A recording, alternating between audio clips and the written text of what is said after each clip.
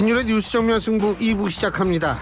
매주 2주마다 월요일에는 여의도 정면 승부로 꾸며지죠. 자, 2부에서는 국민의힘 조경태 의원, 3부에서는 더불어민주당 이상민 의원 만나보겠습니다. 먼저 국민의힘 조경태 의원 만나보겠습니다. 조 의원님 안녕하세요. 네, 안녕하세요. 조경태입니다. 예. 일단 이거부터 좀 여쭤봐야 될 것 같은데 인요한 혁신위가요. 예? 네. 예외 없이 경선에 참여해 전략 공천 없다. 결국 이 얘기인데 네. 동의하십니까? 네, 저는 그런 원칙은 나름대로 좋은 메시지라고 봅니다. 왜냐하면은 여기서 얘기한 전략 공천이라는 것은 이른바 청와대발 요즘은 용산이잖아요. 네.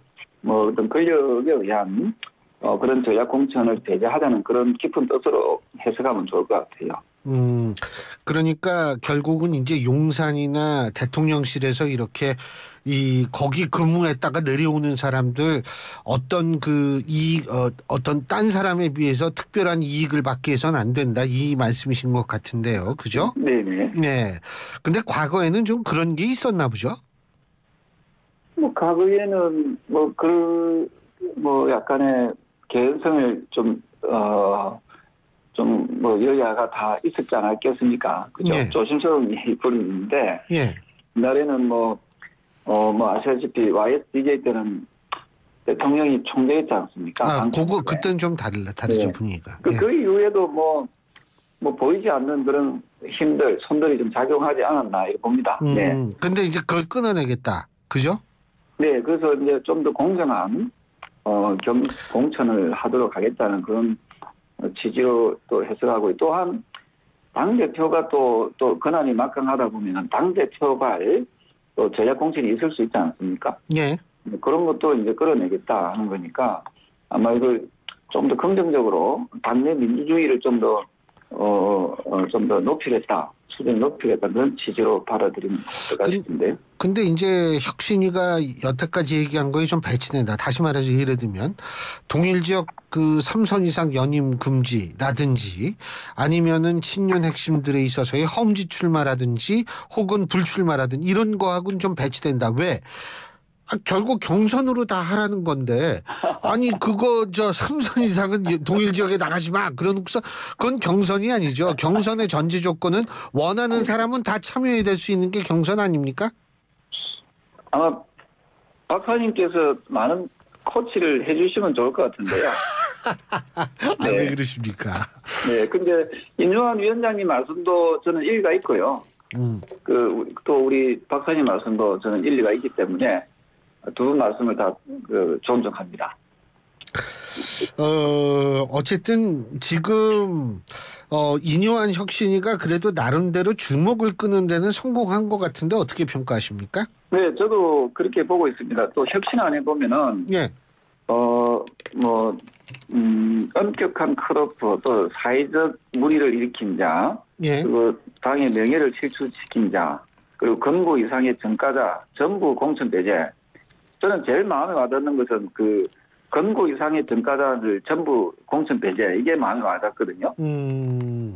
청취자 여러분들께서는 어떻게 보시는지 모르겠지만, 전과자가 우리 이 국회의원 되는 그런 사회는 정말 저는 안 맞다 보거든요. 예. 좀 야당에도 보면 전과자가 지금 국회의원 하는 분들이 계시잖아요. 민주화 운동하다가 전과가 생긴 분들은 어떻게 해요, 그러면? 그거는 예외죠. 그건 예외고. 음주운전이라든지 예. 폭행이라든지 사기라든지 이런 답범들 있잖아요. 예.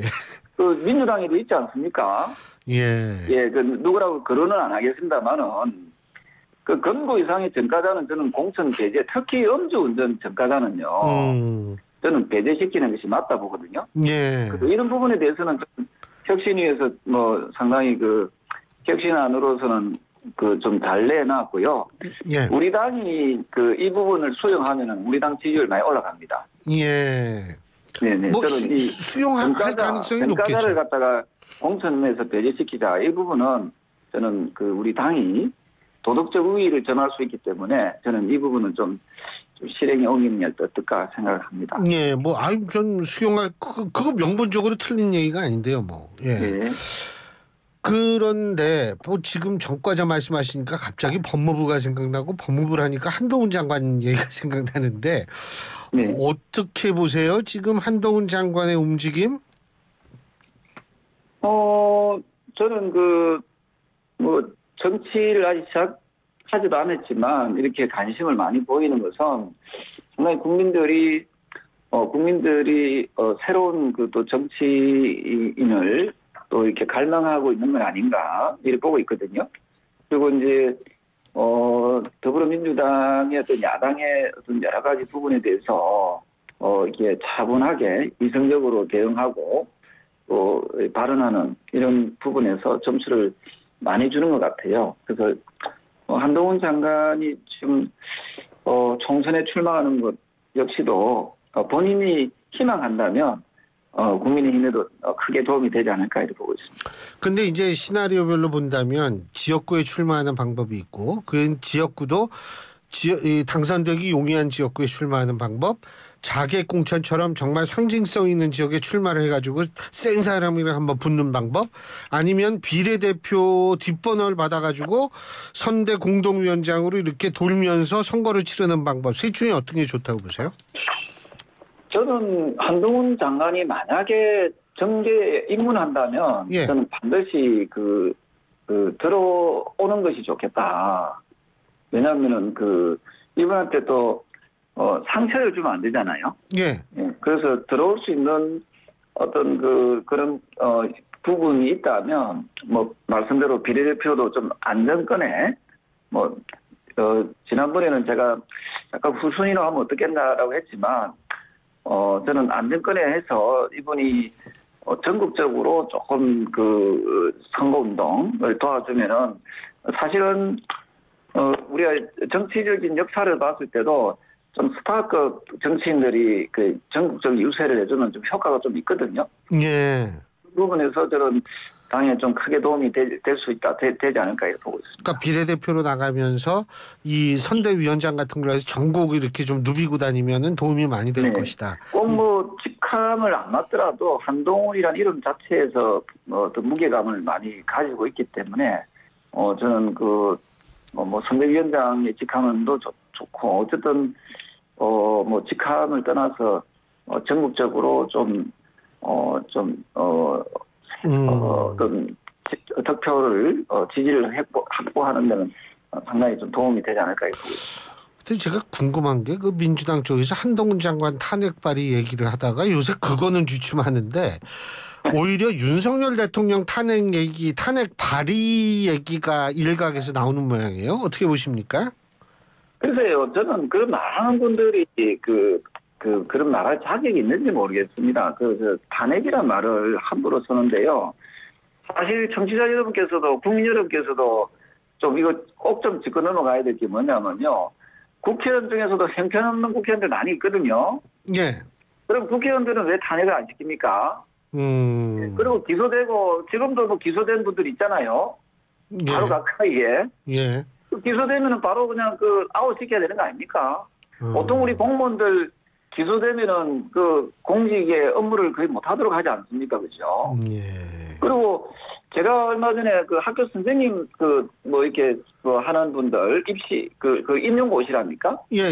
임용고시가 하는 분들 얘기 들어보면은 학교 선생님도 처음에 들어올 때 입사할 때 또 공무원들 8급 9급 공무원 할 때 정가에서는 들어오기 힘들다던데요. 예. 근데 국회는 왜 정가가 있는데도 들어옵니까? 예. 훨씬 더 급수가 높은데 안 그렇습니까? 모순이잖아요. 예. 그래서 국회의원들부터 저는 좀 탄핵할 수 있는 제도가 있어야 된다. 지난번에 코인 해가지고 김남국입니까? 예. 엄청난 무리를 일으키는데 국회 자문위원회에서 윤리자문위원회에서 김남국 제명하라 했는데도 지금 제명 안 하고 있잖아요. 국회의원들 정말 저도 국회의원이지만 국회의원부터 저는 좀 탄핵당할 사람도 먼저 좀 속아내었으면 좋겠어요. 예. 근데 그 대통령 탄핵 발의 뭐 이런 얘기하는 게 선거에 도움이 될 거라고 보십니까? 아니면 역풍 불 수 있는 사안이라고 보십니까? 자신들의 그 지지층을 이제 끌어모으겠다는 그런 그 심상인 같은데요. 예. 그게 과연 우리 국민들 지금 경제도 참 어렵고 국민들 이 먹고 사는 것도 지금 많이 힘들고 또 세계적인 정세도 보면은 고환율에 고금리에 또 고유가에 여러 가지로 지금 많이 힘들지 않습니까? 예.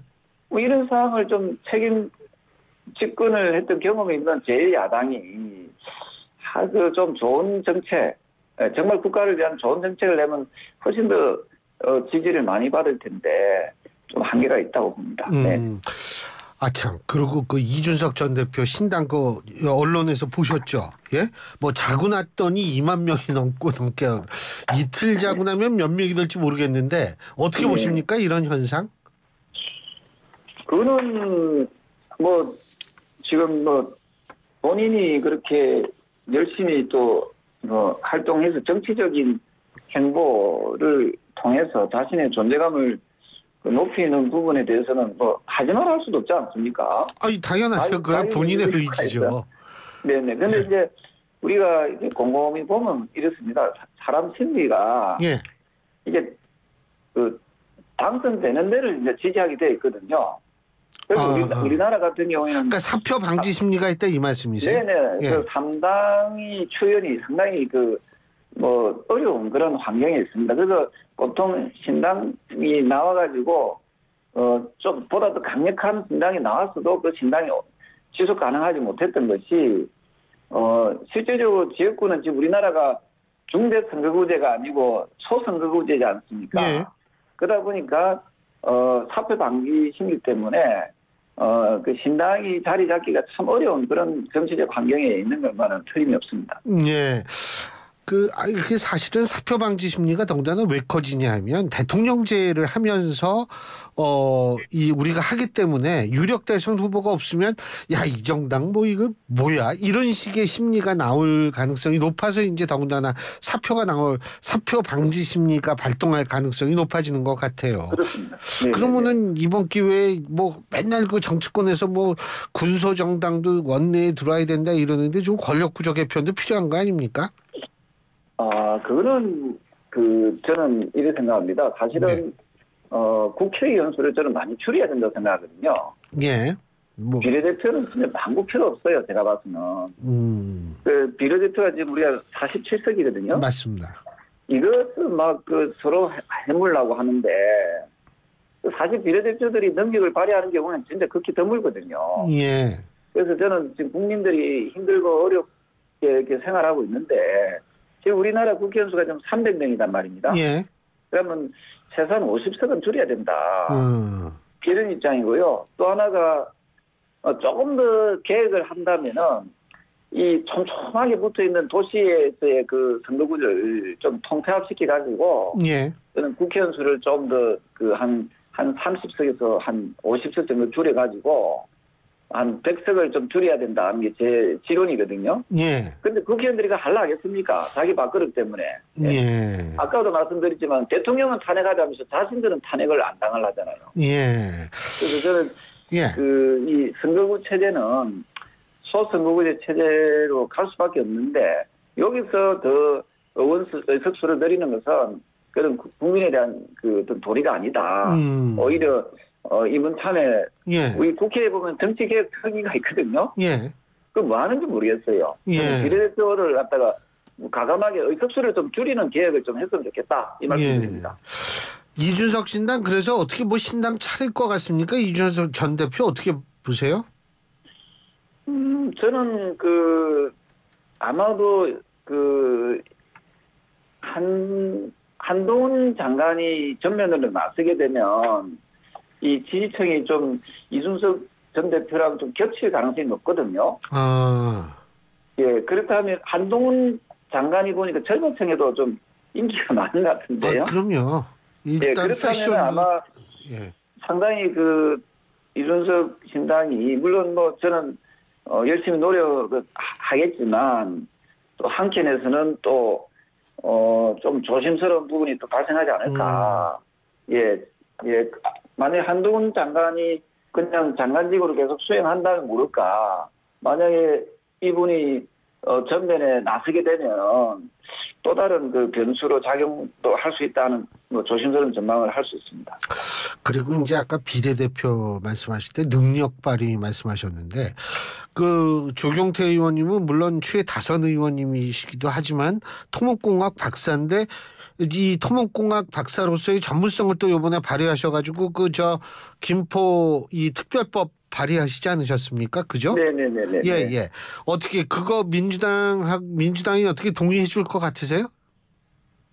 저는 민주당이 진짜 엉터리 같은 정당이 아니라면 동의를 해야 된다 보거든요. 예. 왜냐하면 이 메가시티 5급 3특은 그 여야의 대선 공약입니다. 이게 이재명 그 더불어민주당 후보가 작년 1월 11일 그 신경제 비전 선포식에서 초강력 메가시티를 실현하겠습니다. 뭐 이런 식으로 이분이 초강력 메가시티를 약속을 했단 말입니다. 예.